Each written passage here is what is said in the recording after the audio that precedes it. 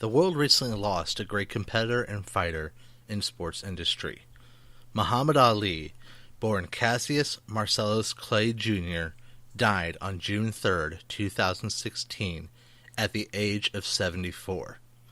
Although he had been battling with Parkinson's since 1984, he was stated to have been fighting a few different health struggles, but eventually passing on due to septic shock.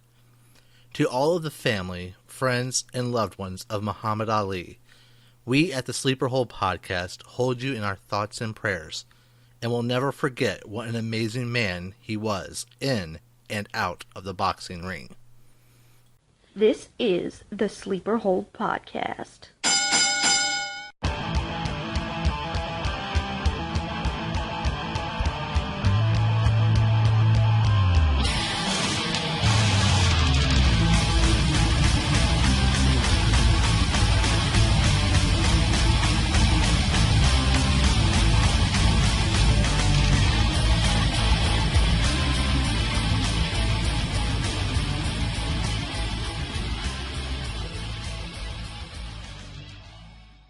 Ladies and gentlemen, welcome to the Sleeper Hold podcast, where there is no disqualification on the topics and falls count anywhere. I am your host, Priest, and of course we're going to be continuing our series about matches. But first, I want to talk a little bit about things that have been going on recently in the WWE. First of all, we have Money in the Bank coming up. I always look forward to Money in the Bank. I love it. But besides that, we had, let's see here, confirmation finally that SmackDown is moving to Tuesday coming next month, as well as that the brands will be splitting up the roster and who runs Raw and who runs SmackDown. It's like somebody was listening to my podcast and decided to take my advice. I'm not going to take credit for it, but that's what it seems like. If that is the case, if there's somebody in WWE listening to me, hey, hit me up. I'll be happy to take a job with you guys anytime. Now, the cool part about this is it could really go any way. I mean, Steph could run it. She has experience with SmackDown. Shane O'Mac could run it. He's pretty awesome, too. You never know what they're going to do with this. We also got to see, Teddy Long on Monday Night Raw this past week, or this week, rather, show up, and that was kind of funny, but I don't think Teddy Long would actually be the one running it. We have John Cena now going up against AJ Styles. That's going to be interesting. Of course, the club has AJ's back. We also have, of course, Seth Rollins versus Roman Reigns. That's going to be good. I'm hoping that ends in a sketchy situation where they have to have another battle. Only because I would love to see Ambrose win the Money in the Bank and force it to be a triple threat at the following pay-per-view, to make it where it's all Shield against each other. That would be really cool. I would go for that. Let's see here. We have the New Day is going up against not only Enzo and Cash, who would be my pick, but also against the Vaudevillains, as well as the Club. So that's going to be an interesting one. I mean, there's just a lot of great things going on here. So, honestly, kudos to the WWE. It looks like it's really getting interesting. Now, let's not forget about NXT. NXT is doing awesome, too. They've always done awesome. It's why I usually don't try to put too much attention on them, because I would be spending a whole episode each time talking about NXT, as much as I'm pleased with them. But they have, tonight, a NXT TakeOver The End, which is kind of an interesting title. It makes me worry a little bit, because if it truly is what it says it is, which is the end, like it's no more NXT after that, that would suck. But at the same token, it may just mean the end of a feud. I mean, we have, Finn Balor and Samoa Joe going inside a steel cage. So who knows what's going to happen. But I think it's going to be awesome. I am looking forward to it. More than likely, people are going to be watching that, and then they'll be listening to my podcast, which is cool. But if not, hey, I'm right here with you guys, and you'll definitely be having me rooting on and watching that show. Plus, we have Nia Jax going up for the women's title, and I actually got to see her in person before she got signed up with the WWE, and so that was really awesome. So she's got my rooting for her. I've got her as the person I'm definitely picking for. Of course, I still have my girl Bailey. I'm always going to root for no matter what happens. So don't think I forgot about you, Bailey. You're still my number one NXT girl, and I'm looking forward to you going to the main roster and being right there with my girl Natty. Besides that, you also got Becky Lynch going on. Gotta love some Becky Lynch. She's awesome. But those are the main things I wanted to kind of touch real quick on with the WWE. I mean, there's a lot more I could really say, but I don't want to go too much detail right now. I kind of want to leave it where it is and just say I'm excited. I'm looking forward to a lot of this stuff. We definitely this time will have a prediction panel. Last time we didn't because there was a lot of things going on. Family always comes first. That's the rule with my podcast, is I could tell any of my guests, friends, whoever. So my nephew had a concert. I went ahead and went to that. Then we had, of course, the PWA show that I did a special recording for, Spectacle, which that was by far amazing. And speaking of PWA, they did a Turnbuckle TV episode, which if you didn't see it, check it out on Facebook or even YouTube. It was really good. Billy Alexander, hats off to you, man. I really liked seeing you stand up to Antoine Archie the way you did. He needs to be having that wake-up call. I mean, I've been a long-time friend of Antoine Archie, and it seems that President Archie has really changed up a bit from the man I once knew and highly respected. So, who knows? Also, after that, we had the pay-per-view itself, so it was pretty interesting and crazy and all that great stuff. But anyway, that's even beyond 2 weeks ago, so I'm just now rambling. Let's get on to the good stuff. Let's get on to what we're here for, which is a continuation of the series that we talk about matches. Ladies and gentlemen, let's go ahead and lock up for this one, because it's going to be a great episode.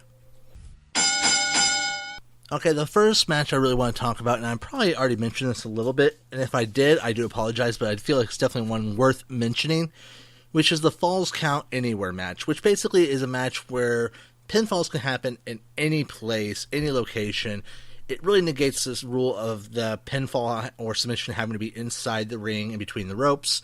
It also, of course, eliminates the count-out rule. This has gone to where it's been anywhere inside the arena. Generally, there's no disqualification, but the thing I want to say about the arena is there's also been times where it's taken itself outside the arena to where the Falls Count Anywhere, and it was even out in the middle of the streets and such like that. So, I mean, this has really been an interesting stipulation one. I do like it a lot. It also has some variations. One that I really do like is that if a pinfall does take place, the loser has a certain count to get back into the ring to restart the match, or he's officially lost. Usually it's either a 10 or 30 count. I like that because that makes it interesting because it means that they have a second chance. But, not everybody does, especially if it's kind of gotten to the point where it's just pin over everything else because it really gets too hyped up. I think that it would be kind of even better to see those type of things nowadays where they have to bring it back in because I think the fans would just eat it up a lot. They've done things like this where it's been submissions only where counting instead of just pinfall or anything for a fall count anywhere. It's been submission count anywhere before.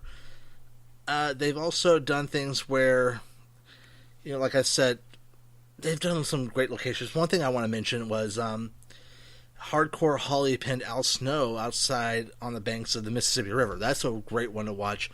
That was Valentine's Day Massacre in your house. So, I mean, really, if you want to see a lot of these things, look them up. They're great, but I really do think it's one that's worth mentioning because it doesn't happen too often. I mean, it has kind of been more frequently used lately, but it's one that really does build up, and it's a great feud ender overall, especially for people who are very explosive in their fights. The next match I want to mention, and I probably again mentioned this before, but I want to make sure I elaborate more on it, is the Iron Man match, which is a multiple fall match with a set time limit. These have been usually done with an hour time limit. Sometimes it's been less, like 30 minutes. I don't think I've ever seen anything go beyond an hour. But what happens is the two people face off, and they can win points by pinfall, submission, even disqualification, or countout. And by the time the time frame is up, whoever has accrued the most points, they are declared the winner. So you could have it go, person A gets a pin, person B gets a pin, person A gets a submission, person B gets a submission and gets another pin, person A gets a pin and then a count out. Person A wins after the time's up, because if you count all that up, if I did my math right, it's 4-3. I don't know, I was doing off the top of my head. But you see where I'm going with this. So it's definitely a good one. It's usually more referred to in inside area as endurance type matches, because it really is exhausting to the body. I don't recommend it for everyone, but it is a great one to really build up for. You can see a lot of it. I think the last one really was super hyped, was a 30-minute one between one of my girls, Bailey, going up against the boss, Sasha Banks, for the NXT Women's title. That one was phenomenal. So, again, great match, great things to look into. Alright, people in Springfield, Illinois, listen up. And also for all of you who decide to come and visit Springfield, Illinois.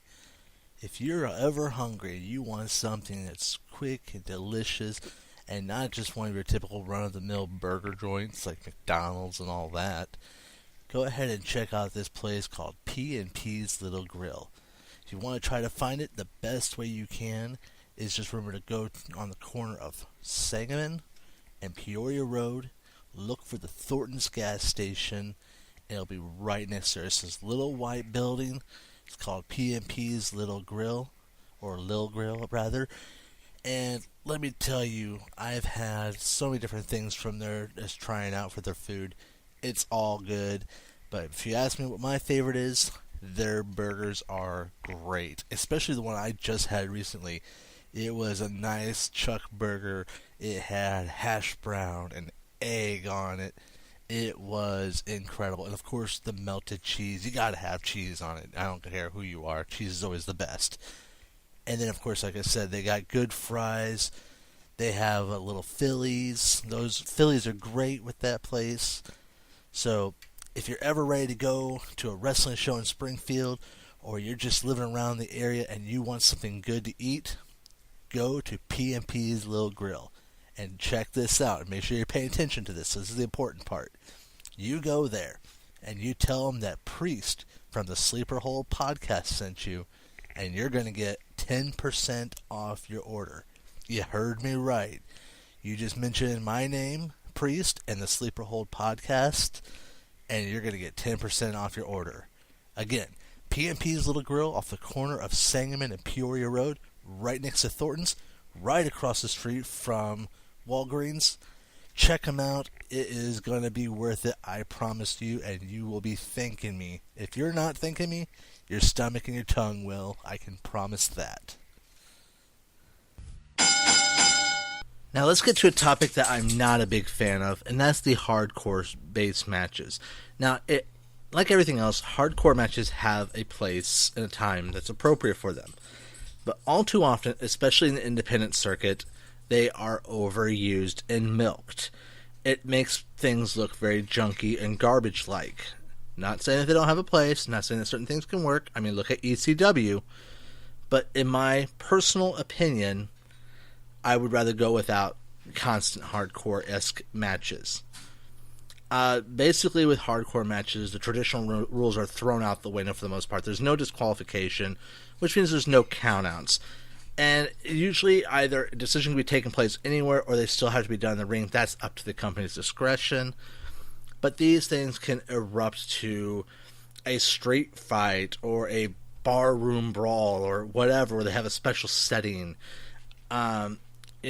Extreme Rules is a great place to show that. I mean, there's a lot of different things, but the main thing is that weapons are, in fact, used and encouraged in hardcore matches, and they're deemed legal. So you got to think of that. I mean, one that we just saw, which also is an enclosure match, was the Ambrose Asylum match. So that's just a little bit of an idea of what you're looking at.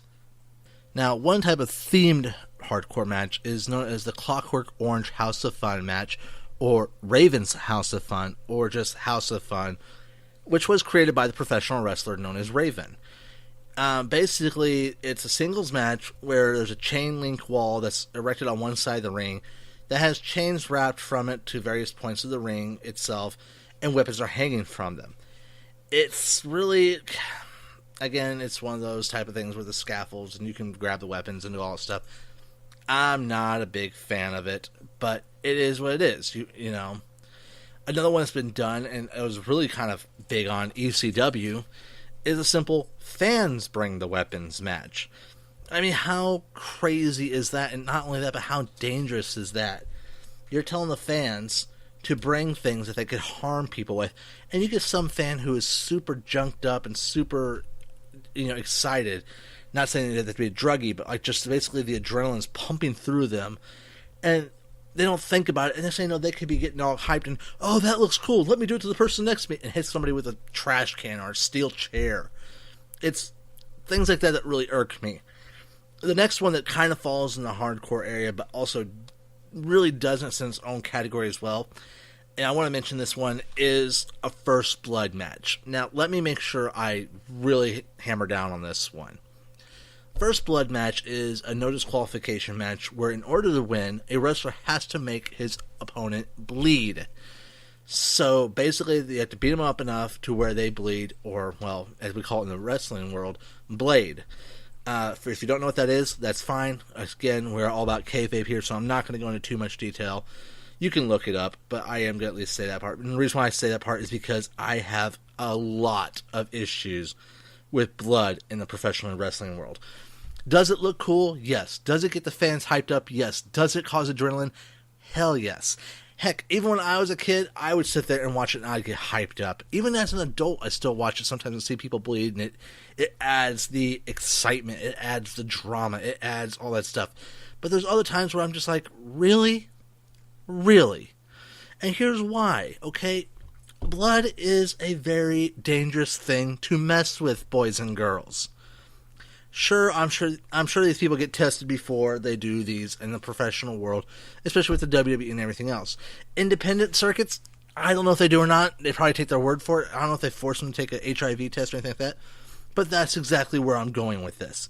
There are so many bloodborne diseases that can go from one person's body to another with a small scrape, a small scratch, a small cut of the body from one to another, that it is very dangerous. And some of these bloodborne diseases are known to cause a lot of issues with your immune system, immunodeficiency issues.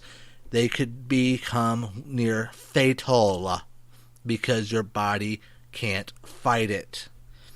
So, next time you think about a first blood match, especially if you are a wrestler, think about that. Do you want to take that risk? And not only do you want to take that risk for yourself, but you want to take that risk for every other person out there who cares about you and your well-being and your family's well-being. So again, first blood matches, yes, they have their place. They are hyped up. They do get the crowd going. They are a big boost in the whole story. But are they really worth it? In my opinion, the answer is no. Are you enjoying the Sleeper Hole podcast? Do you want to show your support for what we're doing here? Well, I got the thing just for you. Go to our website, www.thesleeperhole.com, and check out our newest link that we now have added. It is our shop, and it's going to be, right now, it's just with Cafe Press, but we are planning on expanding to a lot of great things coming soon. Trust me, I'll be talking about them later on. But go ahead and check it out. We've got different outfits, we've got different items that all have not only our logo, but our brand new The Fallen Angel design, which was drawn by yours truly and designed by yours truly, just for all you fans, so you guys would have something unique and awesome to show off. Even if you don't want to, worry about promoting us, you can't go wrong with that shirt. That shirt is awesome, and you're going to have people checking out going, man, where'd you get that? And who knows, even if you do wear one of our regular shirts, you're probably going to have a few people who are listening to this and be like, hey, I know that podcast. There you go. You get to meet more fans. You get to communicate.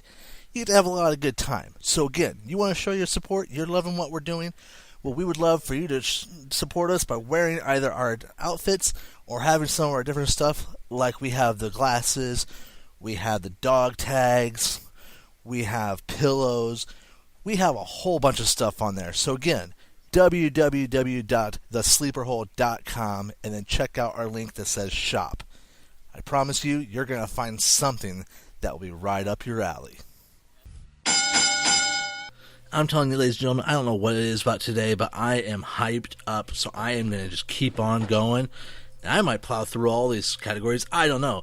But let's keep this ball rolling, and let's talk about a last man standing match. This is one of my favorites. It's like a boxing match, and we just lost a great boxer in Muhammad Ali, as you heard before the show began. So last man standing match, you are beating the holy heck out of each other. You are using whatever you can to knock the person out. 9 times out of 10, wrestling has it where the weapons are legal. You know, and basically, even if they're outside the ring, the person gets knocked down, they have to get back on their feet. Usually it's both feet, but it can be sometimes on one knee.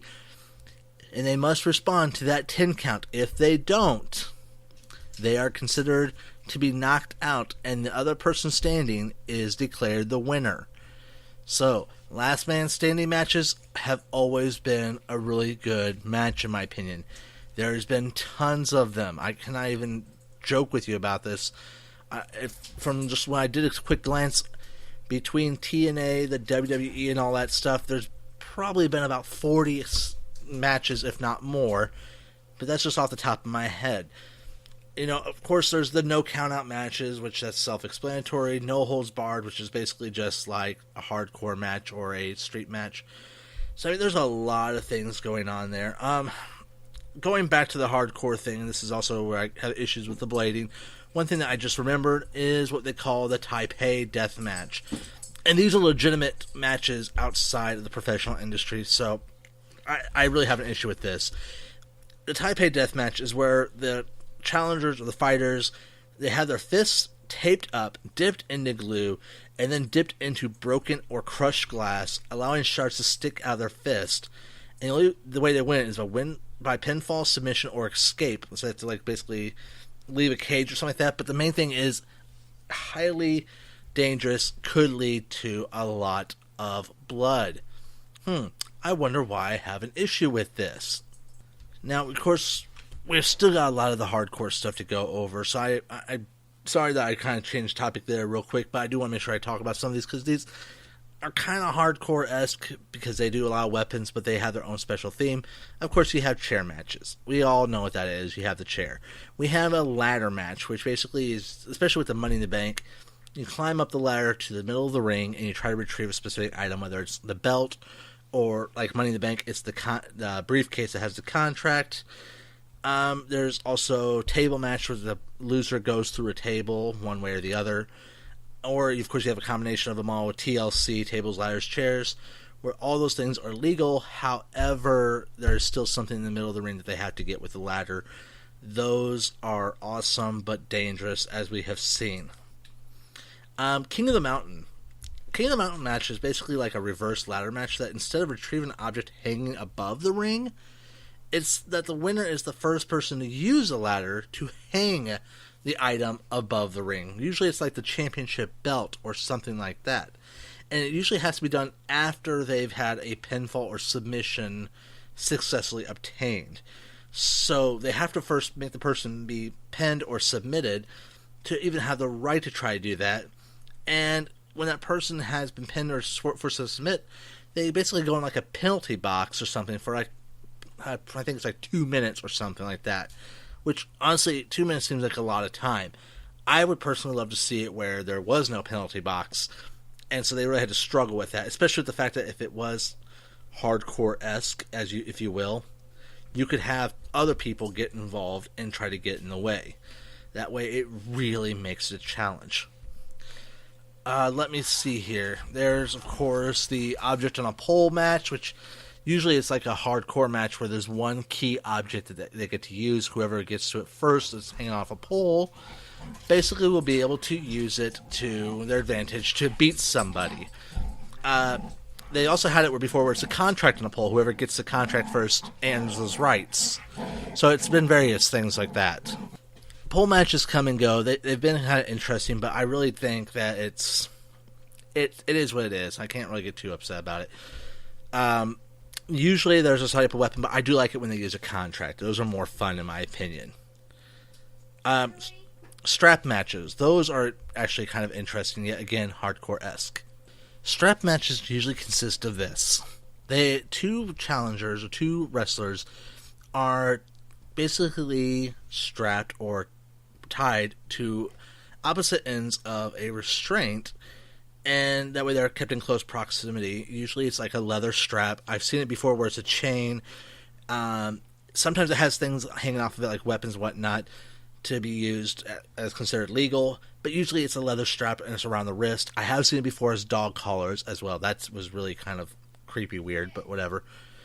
But usually the main objective of this whole thing is, while you are strapped to this item, and so is your opponent, you want to be the first person to go around and touch all four corners of the ring without being stopped, without being interrupted.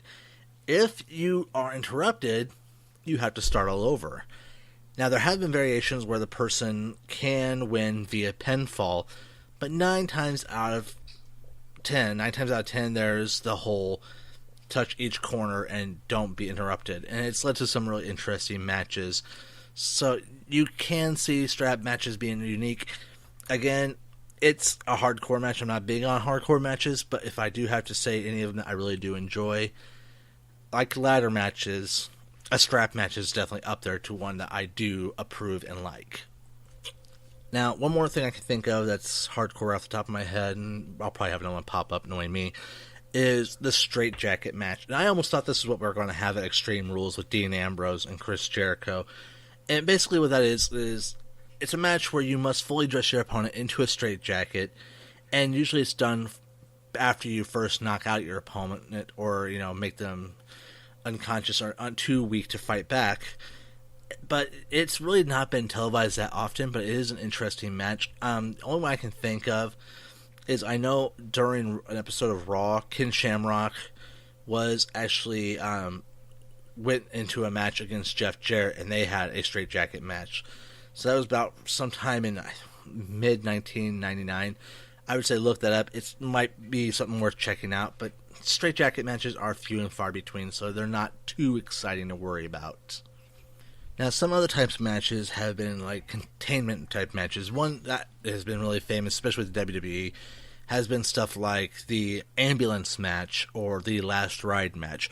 Ambulance match is basically where it's like hardcore rule, where there's no pinfall, submission, or DQ, or any of that stuff.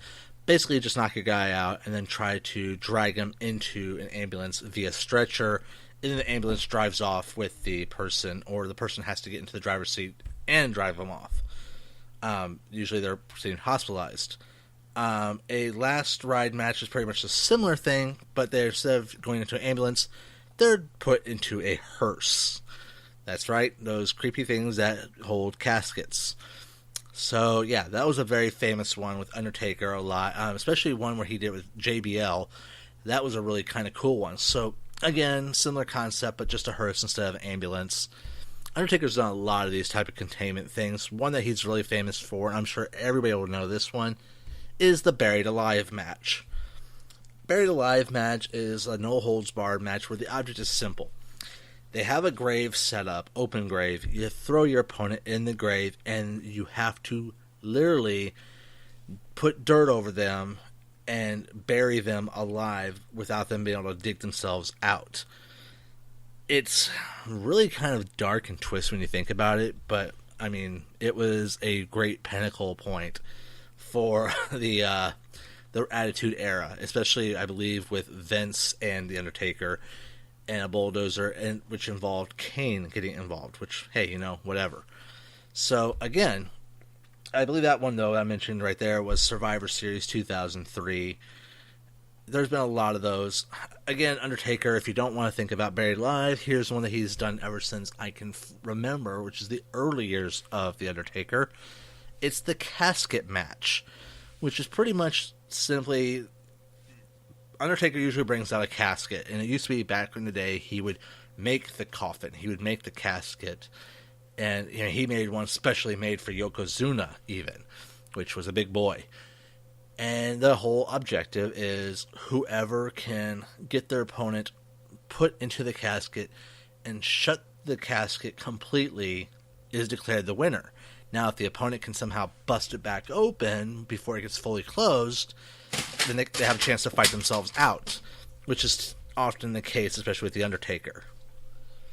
So, casket matches are a huge thing with The Undertaker as well. Again, it's another one that's been done with an ambulance match or whatever is the stretcher match, but that's not as huge, I would say, but it has been done. So, I mean, there's a lot of them. One thing I want to mention, now we're done with the type of scenarios where they're not really enclosed, but there's some type of containment. One match that I absolutely love, and I would love to see more of these, I want to make sure I bring this up before I forget about it, is what they call the Champion Scramble. These are awesome, because here's what happens. Nobody gets eliminated. You have 2 wrestlers start the match. Every 5 minutes, another wrestler enters until all the participants are in. Usually it's 5. And after that, there is a predetermined time limit, let's say 10 minutes. And each time a wrestler scores a pinfall or submission, they are the unofficial champion. And this keeps going until time runs out. Now, whoever was last declared the unofficial champion then actually holds the title after the time is ran out, and they are declared the official champion. So it can get really crazy really fast, but it is so awesome to watch. I highly encourage checking those out. Those really, for the WWE, didn't start until around 2008, but they've been around for a long time. I definitely say check those out. They are worth looking into. Another great match that I think I've mentioned before, but I'm going to make sure I point out here because I'm not 100% sure, is what we call the Gauntlet match. And I think I maybe just said the name of it, but never really went into detail. But Gauntlet match is pretty much this. You have one guy who is usually the champion, or whoever the big highlight of the story is, in a one-on-one match. They begin the match. Whoever gets eliminated is then replaced by a new wrestler until you go through all the participating combatants. Now, there have been changes to this before where it's been like, for example, John Cena in a gauntlet match where whoever beat John Cena is declared the winner, but John Cena had to go through 5, 6, however many people it was. Gauntlet matches have varied to and from, but they are always really interesting because the person is going through wave after wave after wave to see who they can endure. Again, it's another heavy endurance match. It's one that's highly used, especially to get somebody over, either as a face or a heel, but it's incredibly well used. I definitely do like these. They remind me, again, very much of an Iron Man match, but you have more individuals involved. So, I mean, these are ones that I do really encourage people to use, especially in the local area, because you can really get a lot of people showcased, get their names out there, get them started, while still building up a great storyline. So it's one definitely that is awesome to watch. Another one that I really think a lot of independent people or independent companies should look into, that I would like, is the series matches. And what these are, and they vary as well, it's like a best 3 out of 5 or best 4 out of 7 type match where it's not just done one night, but it's done in a series of nights and they keep score, usually with something on the line, whether it's the belt or somebody's contract, or the person who loses a series has to be removed from the brand or company or whatever. These are always great. I love series matches because they build up so much tension. So these are wonderful. One that I really do think of a lot, I believe there was, I want to say Jericho and China did one or something like that. I know Booker T had one. I can't remember who it was against. But there's been a lot of great series matches. I definitely feel that if a lot of independent companies want to really hype up a feud, or, it's gotten to the point where it needs to come to an end, but they don't know how they want to end it yet, do a series. Do a series match, best 3 out of 5, and really milk it for all it's worth. Make people want to see that finale. You could really, really make it awesome if you play the cards right. Alright, and the last type of match I'm going to mention, and I think then we're done with our whole entire series here, is one that's known as Beat the Clock. Now, a Beat the Clock match is usually used for something like determining the number 1 contender, or whoever wins against the Beat the Clock gets to pick a stipulation for a later match. Something similar like that. They are really interesting and intricate, and here's what basically goes down. People who are involved in a later hyped up match, like a main event or a pay-per-view match, or have a potential to be involved, like a number 1 contender, go off and they do a singles match. Now, they're not going against each other, they're going against random person X. Now, what happens is, first person goes and they do the match, and the timekeeper keeps track of that time. Say they win after 6 minutes and 30 seconds.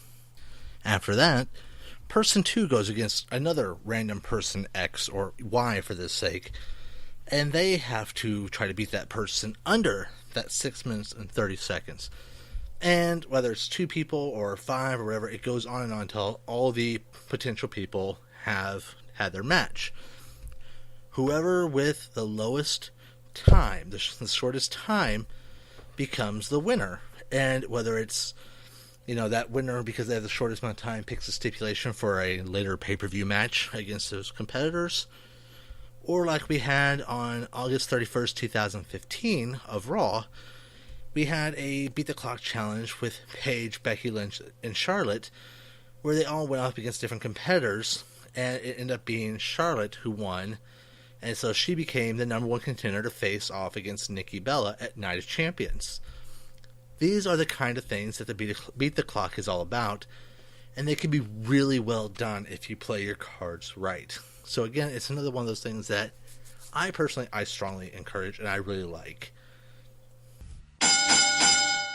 Well, boys and girls, there you have it. There are the matches. That's the end of the series.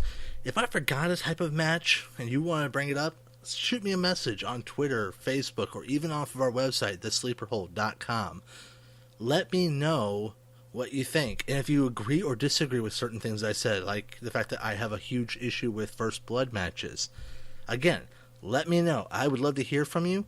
But that is this end of the series. I have some great surprises coming your way here in the near future. So hang tight, and I will see you guys in 2 weeks. Thank you for listening to the Sleeper Hold Podcast. Don't forget to visit our website at thesleeperhold.com to comment on episodes, read our blog, find information about our quarterly charity, and more. See you next week.